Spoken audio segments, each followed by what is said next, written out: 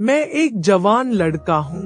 एक दिन मेरी मुलाकात एक आंटी से होती है। आंटी दिखने में बहुत खूबसूरत थी, लेकिन मुझे बाद में पता चला कि वह शादीशुदा है और उनका पति हॉस्पिटल में एडमिट है। एक दिन आंटी और मैं, मेरा नाम सागर है। मैं मध्य प्रदेश के कटनी जिले के एक गांव का रहने वाला हूँ। मैं मेरे माँ बाप की इकलौती संतान था। इस वक्त मेरी उम्र 34 साल है। मेरी हाइट 5 फीट है। जब मैं छोटा था तभी मेरे पापा एक जमीनी विवाद में मारे गए थे।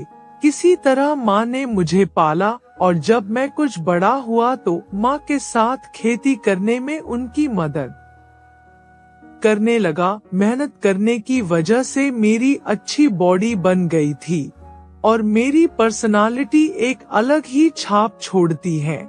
जब मैं 20 साल का हुआ तो माँ ने मेरी शादी पड़ोस के गांव में कर दी। माँ अब बूढ़ी हो गई थी, इसलिए उन्हें बहू की ज्यादा जरूरत थी। मेरी शादी अच्छे से हो गई थी और आरती बहू बनकर हमारे घर आ गई थी। अगली सुबह मेरी आंख किसी के चिल्लाने की आवाज से खुली। मेरी पत्नी पहले ही उठ चुकी थी। मैं जैसे ही रूम से बाहर आया तो मैंने देखा कुछ आदमी मेरी माँ के पास खड़े थे। उनमें से एक आदमी माँ से कह रहा था कि अब तक यह जमीन मैं तेरे पति से नहीं ले सका, वह मैं अब लेकर रहूंगा। मैंने मेरे रिश्तेदार की बेटी से इसीलिए तेरे बेटे की शादी करवाई है। अब यह लड़की तुम्हारे खिलाफ दहेज और मारपीट का मुकदमा दर्ज करेगी, या तो तुम चुपचाप यह जमीन मेरे हवाले कर दो और यहाँ से कहीं और चले जाओ। मैंने देखा मेरी बीवी भी उनकी हाँ में हाँ मिला रही थी। अपनी बीवी को देखकर मैं एकदम से हैरान रह गया। मैं और मेरी माँ समझ गए कि जिसे हम शादी हुई समझ रहे थे वो एक धोखा हुआ था हमारे साथ। मेरी माँ ने कहा कि मेरे जीते जी यह जमीन तुम्हें नहीं दूंगी। वे हमें अंजाम भुगतने की धमकी देते हुए चले गए और मेरी पत्नी को भी ले गए। रात में मुझे पुलिस उठा कर ले गई। दहेज और मारपीट के झूठे केस में जेल भेज दिया। हमारे पास इतने पैसे नहीं थे कि दहेज और मारपीट जैसे केस में जमानत करा लेते। बस थोड़ी बहुत जमीन ही थी हमारे पास, जिसपे हम खेती करके अपना गुजर बसर कर रहे थे। 5 साल कोर्ट में केस चला, मगर सबूतों के अभाव में मुझे रिहा करना पड़ा क्योंकि केस झूठा था। जेल में भी माँ ने मेरा धीरज नहीं टूटने दिया। मैं जेल में अपना समय काटने लिए कसरत करता था, जिसकी वजह से मेरी अच्छी बॉडी बन गई। बीते 5 सालों में माँ की तबीयत बहुत खराब रहने लगी थी और जेल से आने के कुछ दिनों बाद माँ का स्वर्गवास हो गया। मुझे एक बात का बहुत दुख हुआ कि मैं अपनी माँ के लिए कुछ भी ना कर सका। मैं इस भरी दुनिया में अकेला रह गया था।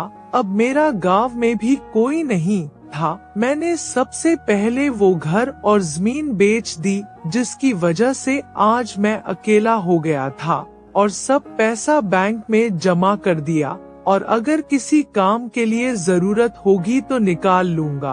और दिल्ली आ गया और एक कपड़ा रंगाई की फैक्ट्री में काम करने लगा। जिस फैक्ट्री में मैं काम करता था वहाँ ज्यादा वर्कर उत्तर प्रदेश के रहने वाले थे। मेरे अच्छे व्यवहार की वजह से मेरी सबसे अच्छी बनती थी। उन वर्करों में एक चाचा थे, उनका भी कोई नहीं था संसार में और ना कोई मेरा था। उनसे ज्यादा लगाव था मुझे, लेकिन वो ड्रिंक बहुत करते थे। शायद अकेलेपन की वजह से ज्यादा पीते थे। मैं 25 साल का हो गया था। भरपूर जवानी अकेले ही काट रहा था। मन तो मेरा भी बहुत होता था कि कोई मिले जिससे मैं शादी करके अपना घर बसा लूं। जेल से आए अभी 5 महीने ही हुए थे, इसीलिए अभी किसी को अच्छी तरह से नहीं जानता था। एक दिन सुबह सुबह काम के वक्त चाचा ने ड्रिंक ज्यादा कर ली थी और जहां गर्म पानी में कपड़ा रंगाई करते थे, चाचा उसी खोलते पानी में गिर गए। किसी तरह चाचा को पानी से बाहर निकाला, लेकिन वो कई जगह से जल गए थे। अभी तक फैक्ट्री मालिक नहीं आए थे और चाचा दर्द से चिल्ला रहे थे। उनकी तड़प मुझसे देखी ना गई और मैं उन्हें हॉस्पिटल ले गया, जहां उन्हें तुरंत भर्ती कर लिया। पट्टी करने के बाद उन्हें एक वार्ड में शिफ्ट कर दिया और डॉक्टर ने कहा कि 2-3 दिन में छुट्टी मिल जाएगी। मैंने यह बात फोन करके फैक्ट्री मालिक को बताई। उन्होंने मुझसे कहा कि मैं चाचा के पास ही रहूं। मैं उनकी बात मान गया। मैंने चाचा से बात की तो उन्होंने कहा कि अब वो ठीक है। बहुत देर तक चाचा के पास बैठा रहा। मैं चाचा को सुबह 7 बजे हॉस्पिटल में लाया था और अब दोपहर के 12 बज रहे थे। सर्दी के दिन थे तो टाइम का पता नहीं लगा। मुझे अब भूख लगने लगी थी तो मैं चाचा से कुछ खाने के लिए बोल के हॉस्पिटल से बाहर आ गया। हॉस्पिटल के बाहर बहुत से खानों की रेहड़ी और दुकान लगी रहती और इन दुकानों पर बहुत भीड़ रहती है, क्योंकि दूर दराज से आए लोगों को सस्ते में खाना और दूसरी जरूरत की चीजें मिल जाती है और फिर कोई अपने मरीज को छोड़कर दूर भी नहीं जा सकता। मैं खाने के ठेले पर गया, वहाँ भी भीड़ थी। मेरे आगे एक आंटी खड़ी थी। वो बार बार दुकानदार से 2 अंडों के ऑमलेट देने के लिए कह रही थी। मैंने आंटी के हाथ में 200 का नोट देखा था, जिसे वो बार बार दुकानदार की तरफ करके ऑमलेट देने के लिए कह रही थी। ऑमलेट लेने के बाद वो बाकी पैसे लिए बिना चल दी। मेरा खाना भी पैक हो गया था तो मैंने दुकानदार से कहा कि वो आंटी मेरे साथ है और दुकानदार से आंटी के बाकी पैसे लेकर तेज कदमों से चलते हुए आंटी के करीब जाकर मैंने उनसे बोला कि आप शायद पैसे वापस लेना भूल गई थी। उन्होंने एक नजर मेरे ऊपर डाली और अपने पैसे लेते हुए बोली कि आज का टेंशन की वजह से कुछ याद नहीं रहता। मैंने उनके पैसे उन्हें देते हुए बोला कि आप भगवान पे भरोसा रखिए, सब ठीक हो जाएगा। मेरी बात सुनकर वे बोली कि लगता नहीं कि सब ठीक हो जाएगा। मैं उनकी तरफ देखा तो उनकी आंखों से आंसू निकल रहे थे। ये देखकर मैं भी भावुक हो गया, क्योंकि मुझसे किसी का दुख देखा नहीं जाता। मैंने उनसे कहा कि प्लीज आप रोइए मत और उन्हें पीने के लिए पानी दिया और कहा कि आप मुझे बता सकती हैं कि क्या हुआ, क्योंकि बताने से मन हल्का हो जाता है। मेरी बात सुनकर उन्होंने अपने आंसू पोंछ लिए और पास में बेंच थी उस पर बैठ गई। मैं भी उनके पास बैठ गया। मैंने पूछा कि आप यहाँ हॉस्पिटल में कैसे, तो वो बोली कि मेरा नाम रेखा है, मैं सतना से अपने पति को लेकर आई हूँ। मेरे पति की बहुत ज्यादा ड्रिंक की वजह से दोनों किडनी खराब हो गई और अब लास्ट स्टेज है। डॉक्टर ने कहा है कि अब कभी भी दुनिया छोड़ सकते हैं।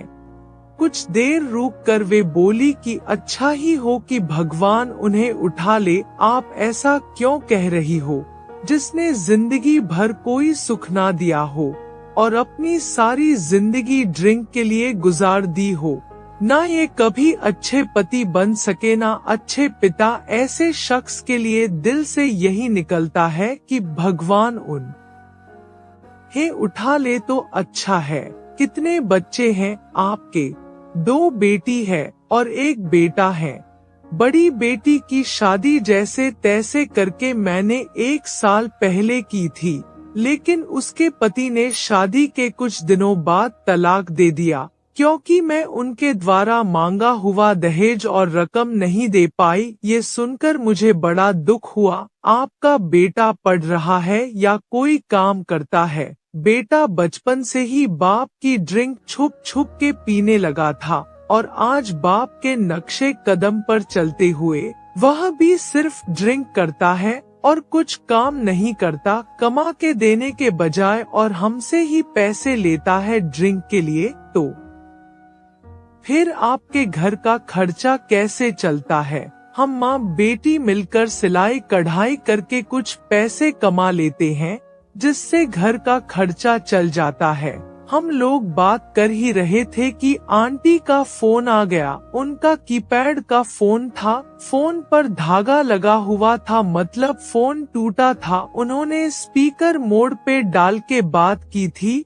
उधर से उनकी बेटी की आवाज आई जो कह रही थी, मम्मी मकान मालकिन आई है, वह कह रही है कि उनको दूसरे किराएदार मिल गए हैं जो टाइम से किराया दिया करेंगे, इसलिए या तो इनका पूरा किराया दो वरना घर खाली कर दो। आंटी ने कहा कि उनसे कहो कि 2-3 दिन में पापा को हॉस्पिटल से छुट्टी मिल जाएगी, जब मैं आ जाऊंगी तब बात करेंगे। उनकी बातें सुनकर मुझे बड़ा दुख हुआ। मैंने सोचा कि आंटी को ना तो पति का प्यार मिल सका और ना ही बेटे का कुछ सुख मिला और ना दामाद अच्छा मिला। मैंने सोचा अगर मैं उनके कुछ काम आ सका तो मेरा जीवन सफल हो जाएगा, मुझ अनाथ को भी एक परिवार मिल जाएगा, क्योंकि वैसे भी मेरा कोई नहीं था। मैंने सोचा अगर रेखा मुझे एक प्रेमी के तौर पर अपनाएगी तो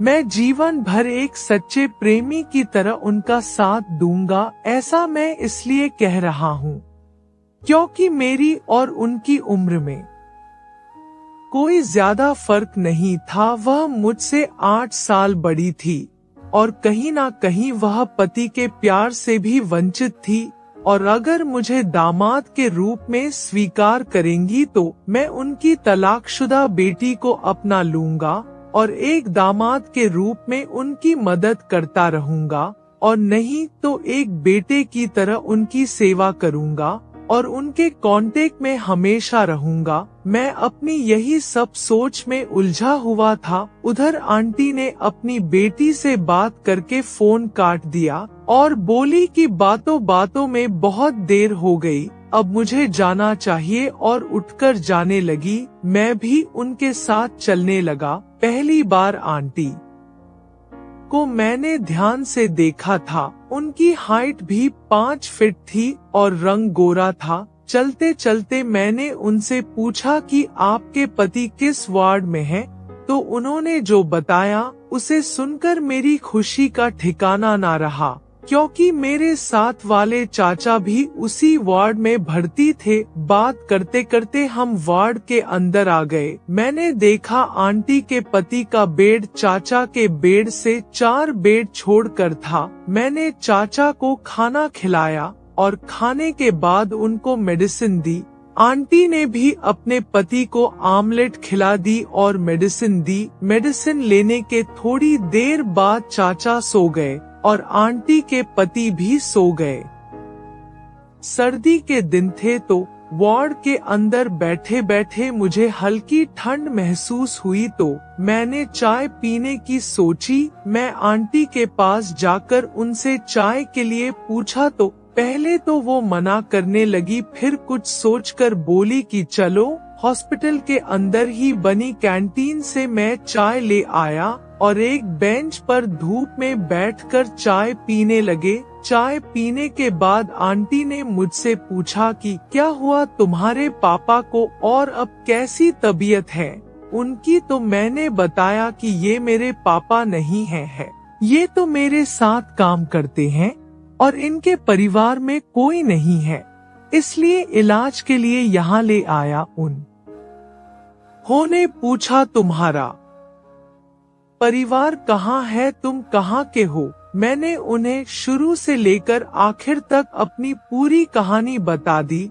जिसे सुनकर वो बोली कि सागर तुम एक अच्छे इंसान हो और मेरे दिल में तुम्हारे लिए इज्जत और बढ़ गई है। तुम निस्वार्थी दूसरों के काम आते हो। अगर आप मुझे मौका दे तो मैं आपकी भी कुछ सेवा करना चाहता हूँ।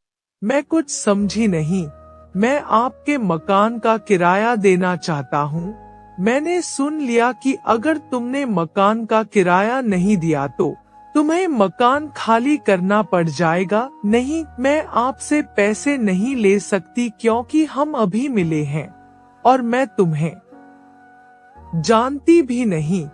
फिर मैं कैसे आपके पैसे दूंगी? मैं तुम्हें पैसे उधार नहीं दे रहा हूँ, मैं तो आपकी मदद कर रहा हूँ।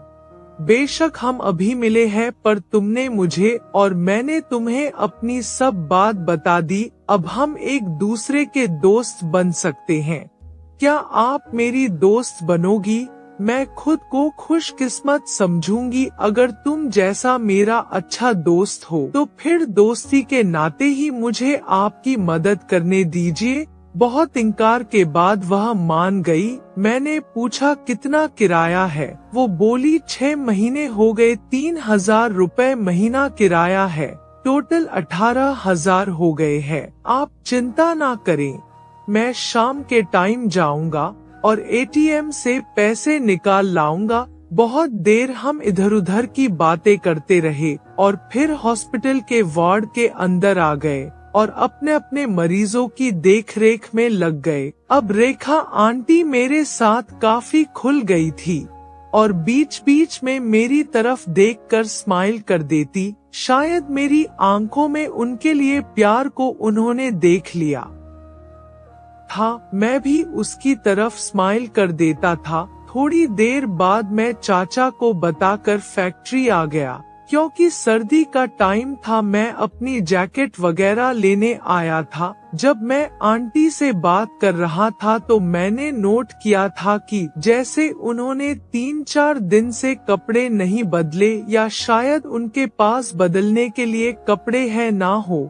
मैं मार्केट गया और उनके लिए रेडीमेड 2 जोड़ी सलवार कमीज और एक स्मार्टफोन खरीदा। जब मैं हॉस्पिटल पहुंचा तो वो बार बार दरवाजे की तरफ देख रही थी। उनका चेहरा बता रहा था कि वो मेरा ही इंतजार कर रही हैं। मुझे देखकर उनके चेहरे पर खूबसूरत स्माइल आ गई थी।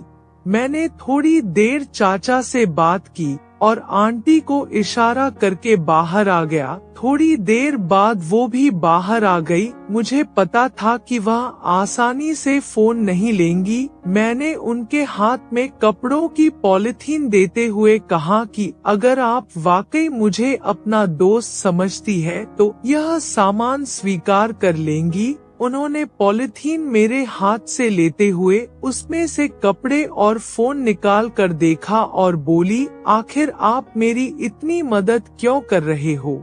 मैं तो तुमसे उम्र में बड़ी हूँ और शादीशुदा भी हूँ। आप मुझसे उम्र में बड़ी हो या आप शादीशुदा हो, इन बातों से मुझे कोई फर्क नहीं पड़ता। आपके परिवार को एक पुरुष रूपी छत की जरूरत है और वह छत मैं बनना चाहता हूँ। वो बोली, ये तुम क्या कह रहे हो? मैं भी अकेला हूँ इस संसार में, मुझे भी एक परिवार चाहिए और आपको भी सहारे की जरूरत है। तो क्यों ना हम एक दूसरे का सहारा बन जाए। मैंने कहा कि अगर आपको मेरी बात बुरी लगी तो मैं माफी चाहता हूँ। ये बोलकर मैं जाने लगा तो आंटी ने मुझे जाने नहीं दिया और कहा, सागर, मुझे इतनी खुशी आज तक नहीं मिली जितनी खुशी तुम मुझे देना चाहते हो। इसलिए डर रही हूँ कि कहीं ये खुशी चंद पलों की ना हो, कहीं तुम भी मुझे छोड़ ना दो जैसे मेरी बेटी को उसके पति ने छोड़ दिया। जिसे जिंदगी ने धोखा दिया हो वो किसी को क्या धोखा देगा। मैंने उनसे कहा कि आप अंदर जाकर कपड़े बदल लीजिए और अपना फोन मुझे दे दीजिए ताकि मैं आपकी सिम इस फोन में डाल दूं। उन्होंने मेरी बात मान ली और कपड़े बदलने के लिए वार्ड में बने बाथरूम में चली गई। तब तक मैंने उनकी सिम चेंज कर दी। जब वो बाहर निकली तो मैं देखता रह गया। पर्पल कलर के सलवार कमीज वो बहुत खूबसूरत लग रही थी। अब शाम हो गई थी तो खाना लाने के बहाने आंटी और मैं बाहर आ गए। मैंने उन्हें न्यू फोन दिया। फोन लेकर वो बोली कि यह तो मुझे चलाना भी नहीं आता। फिर मैं वहीं बैठकर उन्हें थोड़ा बहुत फोन चलाना सिखाया। जब मैं उन्हें फोन चलाना सिखा रहा था तब मैंने उनसे बहुत सारी दिल की बातें की। उन्होंने कुछ नहीं कहा, बस मन ही मन मुस्कुराने लगी। हम जहाँ बैठे थे वहाँ से लोग आ जा रहे थे। वो बोली कि रोड के उस पार होटल है, वहाँ अच्छा खाना मिलता है, चलो वहीं से खाना लाएंगे। शाम के 8 बज गए थे। ठंड का मौसम था, इसीलिए रोड सूना पड़ा था। मैंने आंटी से कहा कि मैं आपसे प्यार करने लगा हूँ।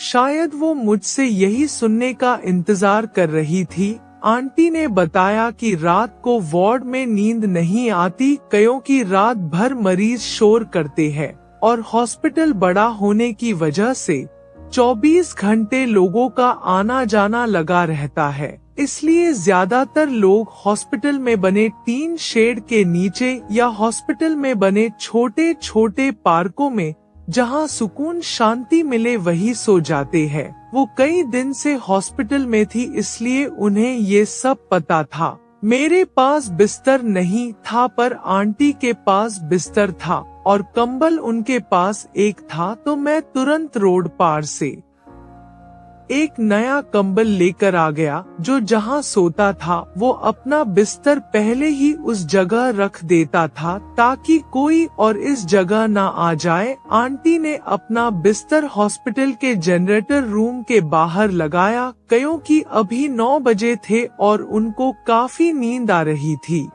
और अभी हॉस्पिटल में लोग जाग रहे थे। बिस्तर लगाने के बाद मैं और आंटी चाय पीने के लिए बाहर आ गए। बाहर आकर आंटी ने अपने घर फोन किया और अपनी बेटी से कहा कि भगवान के शुक्र से मकान के किराए का इंतजाम हो गया है और मैंने एक टच वाला फोन लिया है। उनकी बेटी ने पूछा कि कैसे और कहां से लिया फोन, तो आंटी ने मेरी तरफ देखकर कहा कि अभी तो बस इतना समझो कि भगवान ने किसी को मदद के लिए भेजा है हमारी मुश्किलें आसान करने को। बाकी मैं तुम्हें वहीं आकर बताऊंगी। बहुत देर बात करने के बाद आंटी ने फोन काट दिया। रात के 10 बज गए थे। फिर हमने अंदर आकर एक नजर उनके पति और चाचा पर डाली। वार्ड में 1-2 को छोड़कर बाकी सब सो रहे थे।